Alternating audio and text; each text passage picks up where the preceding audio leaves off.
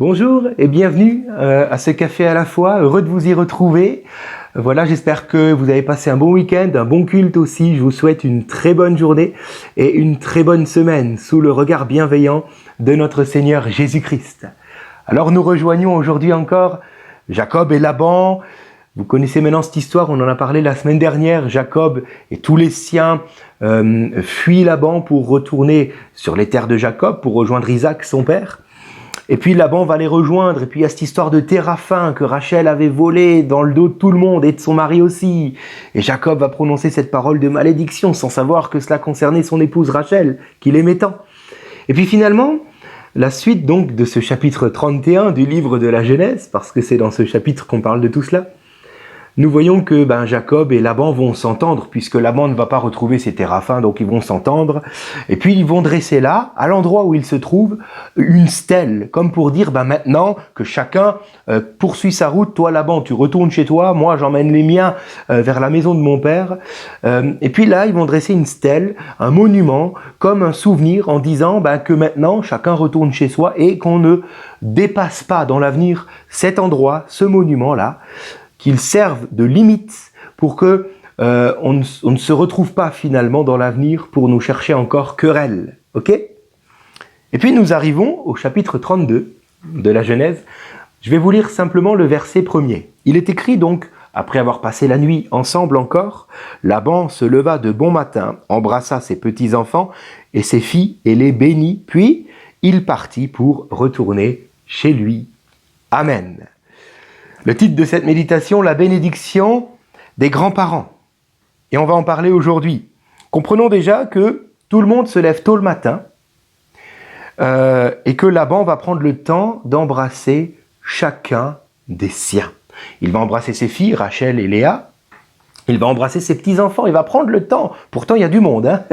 Il va donc embrasser Ruben, Siméon, Lévi, Judas, Dan, Nephtali, Gad, Aser, Issachar, Zabulon, Joseph et Dina. Vous voyez, il y a du monde quand même, mais il prend le temps.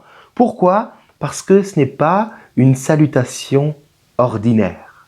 Laban n'est pas en train de dire au revoir, à bientôt, à demain, ou au mois prochain, Dieu voulant, etc. Non, non. Comprenons que Laban est en train de dire adieu à toute sa famille. Il sait qu'il ne les reverra plus jamais. Dans notre texte, Laban est centenaire. Quand même, il n'est pas tout jeune. Il sait qu'il arrive au bout de sa vie. Mais au-delà de cela, comme je vous l'ai dit au début, Jacob et Laban ont érigé là une stèle, une frontière, une limite à ne pas dépasser pour rejoindre l'autre. Laban sait qu'il ne reverra plus ses filles et ses petits-enfants. Et il est donc en train de leur dire adieu. Imaginez-vous à sa place. Imaginez de devoir dire adieu au vôtre.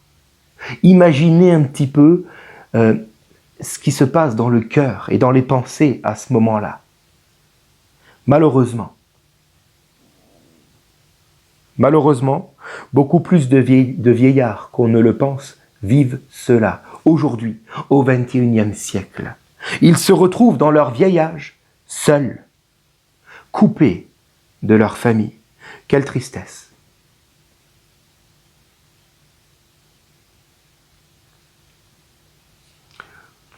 Comment en sont-ils arrivés là, ces vieillards ? 2 raisons. J'aimerais qu'on prenne le temps d'en parler. Je crois que c'est un sujet qui tient vraiment au cœur du Seigneur. 2 raisons qui fait que, lorsque nous arrivons aux cheveux blancs, peut-être, nous allons nous retrouver seuls, sans les nôtres à nos chevets. Premièrement, première raison, car nos descendants nous tournent le dos. Nos enfants, nos petits-enfants choisissent de nous tourner le dos. La Bible nous avertit qu'à la fin des temps, et nous y sommes, l'amour d'un plus grand nombre se refroidira et que les gens allaient devenir égoïstes. Autrement dit, je vis ma vie pour moi-même, je ne pense plus aux cheveux blancs. Il est écrit dans Lévitique 19, verset 32, « Tu te lèveras devant les cheveux blancs et tu honoreras la personne du vieillard. » Aujourd'hui, lorsqu'un cheveu blanc, lorsqu'une personne âgée arrive par exemple dans un tram ou dans un transport en commun, s'il n'y a plus de place, rares sont les fois où vous verrez un jeune se lever pour lui laisser sa place. Oui, nous sommes dans cette génération où nous sommes devenus égoïstes. Nous pensons qu'à notre confort. Moi, j'ai besoin d'être assis, je reste assis. Tant pis pour l'autre. Et cela se voit même dans les familles. Quelle tristesse, quelle aberration de voir des enfants se détourner de leurs parents lorsqu'ils sont vieux, alors que pourtant leurs parents étaient toujours présents pour eux lorsqu'ils étaient jeunes. Proverbe 23, verset 22 nous dit « Écoute ton père, lui qui t'a engendré, et ne méprise pas ta mère quand elle est devenue vieille. »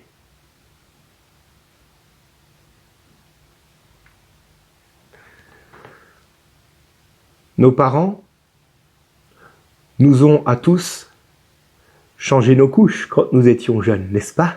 On ne pouvait pas le faire nous-mêmes.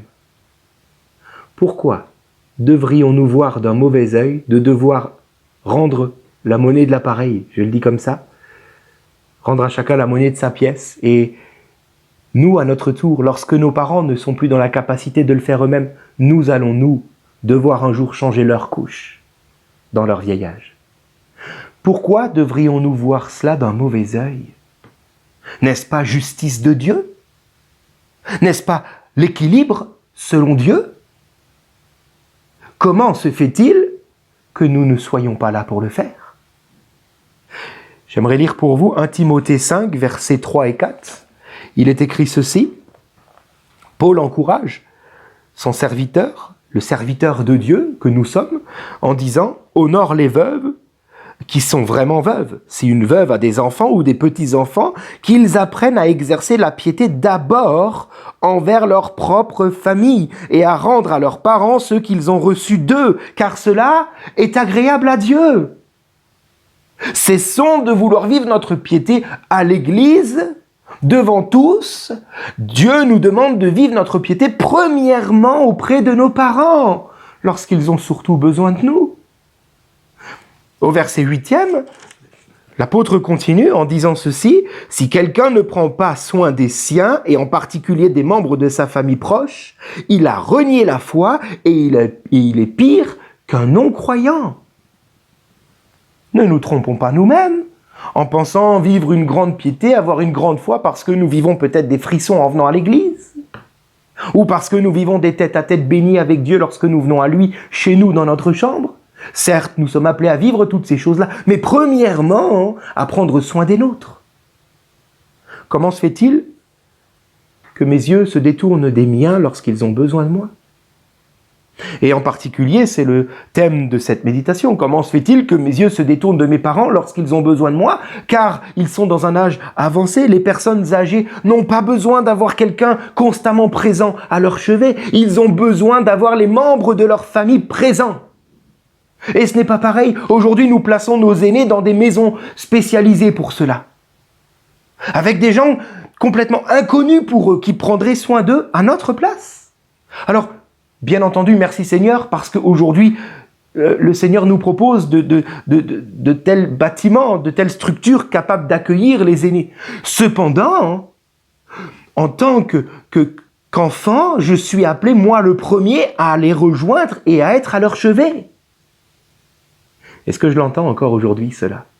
Ou est-ce que je laisse ces quelques versets bibliques de côté en disant, après tout, il y en a tellement d'autres des versets? J'aimerais continuer parce que je n'ai pas non plus 1 heure. Deuxième raison qui fait que peut-être nos aînés se retrouvent seuls dans leur vieil âge, justement. Premièrement, et je crois que c'est un problème vraiment actuel, on en a parlé, c'est que les enfants se détournent de leurs parents.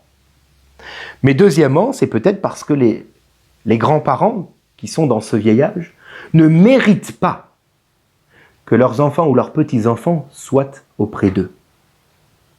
Il est triste de voir comment, à l'image de Laban, ceux qui ne vivent pas dans la droiture perdent leurs enfants et leurs petits-enfants. Ils n'auront pas l'occasion de les voir grandir, de profiter de leur présence. J'aimerais nous le rappeler, la présence des enfants et des petits-enfants devrait être la plus grande récompense de notre vie.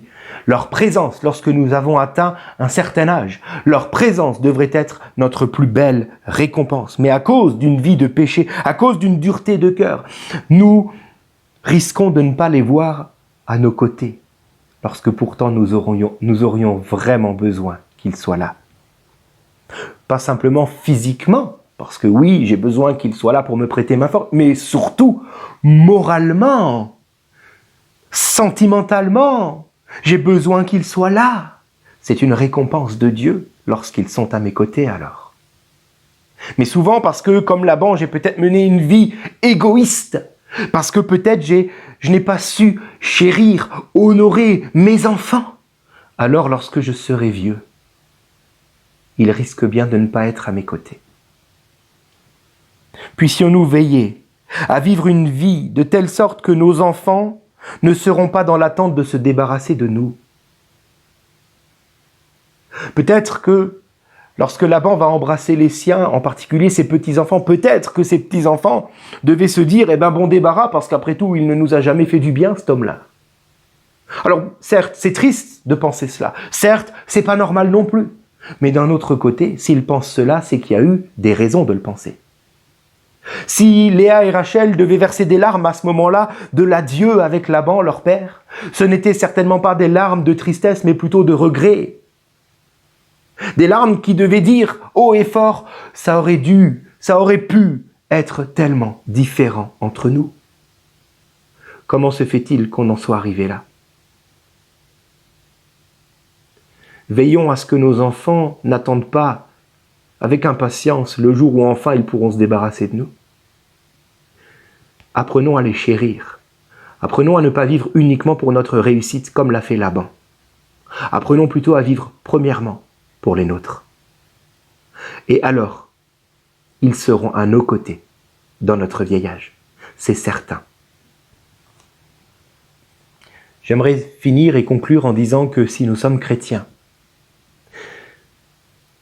et que nous avons peut-être grandi avec des parents qui nous ont délaissés, avec des parents qui n'ont pas su être là quand il le fallait, avec des parents qui peut-être ont vécu pour eux-mêmes, à l'image de Laban, avec des parents peut-être même qui ont abusé de nous, qui nous ont violentés. J'aimerais vous dire qu'en tant que chrétiens, nous avons reçu l'esprit de Christ, l'esprit de celui qui se met sur une croix, l'esprit de celui qui se donne pour les autres, l'esprit de celui qui pardonne. Nous sommes donc appelés aujourd'hui peut-être, parce que c'est ce que Dieu nous rappelle, à prier afin de pouvoir pardonner à nos parents. C'est la volonté de Dieu que les familles soient unies. C'est la volonté de Dieu que les enfants soient au chevet de leurs parents lorsqu'ils auront atteint le vieil âge. Puissions-nous leur pardonner aujourd'hui. Nous avons reçu cet esprit pour le faire. Qu'aujourd'hui, s'il le faut, mon ami, tu pardonnes à ton père, à ta mère, de ne pas avoir été là comme il le fallait. Afin que toi, parce que tu as le Saint-Esprit, tu puisses être là comme Dieu le veut, pour ton parent qui a besoin de toi aujourd'hui. Seigneur, je prie pour nous. Je prie pour la bénédiction des grands-parents, Seigneur, par rapport à tout ce que nous avons entendu maintenant. Seigneur, nous ne voulons pas être de ceux qui nous détournons de nos parents, parce que nous sommes devenus égoïstes, parce que nous vivons pour nous-mêmes et nous avons tellement à faire pour nous-mêmes qu'on en oublie nos parents qui pourtant ont besoin de nous. Garde-nous de cela. Garde-nous aussi de les placer simplement dans des maisons spécialisées et après de nous dire, eh ben c'est bon, Seigneur, au contraire, ils ont besoin de nous là-bas.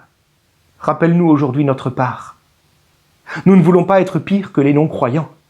Nous voulons vivre notre piété premièrement auprès des nôtres. Et Seigneur, garde-nous aussi d'être de mauvais parents, de semer de mauvaises graines, car nous risquons bien de récolter le mauvais fruit dans notre vieil âge. Donne-nous aujourd'hui de veiller plutôt à entretenir, non pas notre réussite personnelle, mais nos enfants, Seigneur, à leur faire du bien. Et Seigneur, en tant qu'enfants, donne-nous, s'il le faut, de pardonner, si peut-être nous avons vécu avec des parents qui nous ont négligés.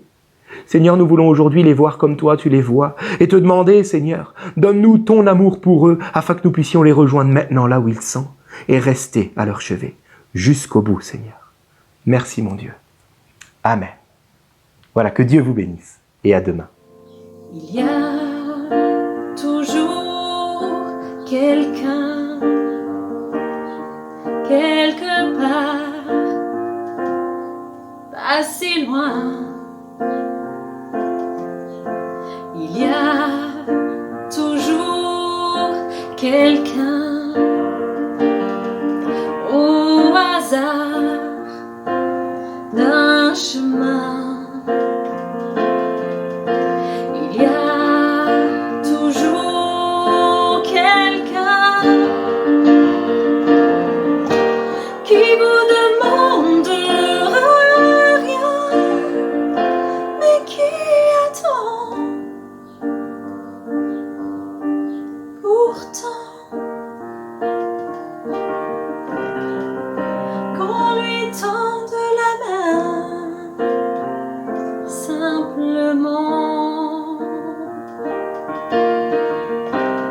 simplement et pour rien.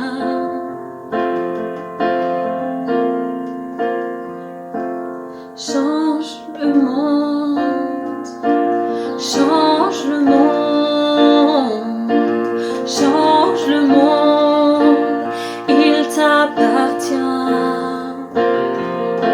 Change le monde avec toi, il sera meilleur demain. Il y aura toujours quelqu'un pour te dire à quoi bon. Il y aura toujours quelqu'un pour médire sur ton nom. Il y aura toujours quelqu'un qui criera ça sert à rien, faut pas les croire. L'espoir, on bâtit pas sur ce qu'on voit, mais sur ce qu'on sait, sur ce qu'on croit. Alors change le monde, change le monde, change le monde, il t'appartient. Oui, change le monde avec toi, il sera meilleur demain. Change le monde, change le monde, change le monde, il t'appartient. Change le monde avec toi.